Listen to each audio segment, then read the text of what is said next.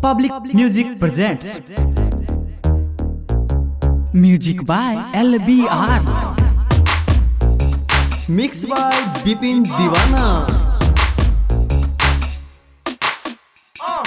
देखै में टॉप छही माल लॉलीपॉप छही लुटला तो छौरा जवानी के कस छ गोरे गोरे गाल तोहर हिरनी के चाल छौ फायर देतो बैलून इंजन बाबाल छौ पतर पतर कमर छौ गोल छौ बैलून नाच हे गे छौरी बजलै नागिन के धुन पतर पतर कमर छौ गोल छौ बैलून नाच हे गे छौरी बजलै नागिन के धुन नाच हे गे छौरी बजलै नागिन के धुन नाच हे गे छौरी बजलै नागिन के धुन तोरा पीछे पागल हम छियौ दीवाना गे चुमा तोरा लेबौ त करिहे नहीं मना गे नाचै छ तू सुपर गे बाजै छै गुफर गे छौरा सब सनकल छौ चढ़ जैतौ ऊपर गे कान में बाली होठ में लाली लगाय के तू अइली पहायल छन कह के छौरी पागल तू बनैली कान में बाली होठ में लाली लगाय के तू अइली पहायल छन कह के छौरी पागल तू बनैली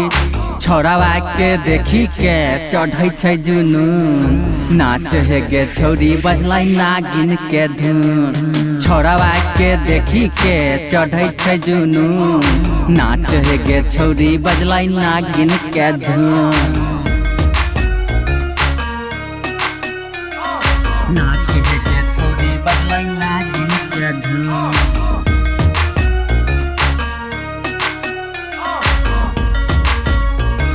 Music by LBR, नाच हे गे छौरी बजलै नागिन के धुन नाच हे गे छौरी बजलै नागिन के धुन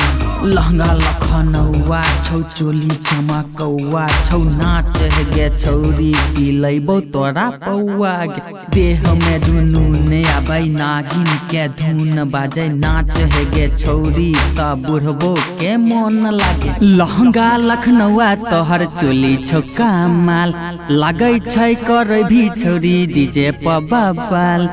लहंगा लखनऊआ तोहर चोली छौ कमाल लागै छौ करे भी छौरी डीजे पर बबाल डीजे लाल बाबू के बाजै छै गे धुन बिपिन दीवाना गाना गाबै छै तू सुन डीजे लाल बाबू के बाजै छै गे धुन बिपिन दीवाना गाना गाबै छै तू सुन नाच हे गे छौरी बजलै नागिन के धुन नाच हे गे छौरी बजलै Music by LBR, नाच हे गे छौरी बजलै नागिन के धुन नाच हे गे छौरी बजलै नागिन के धुन recording studio public music Dudhpura बाजार।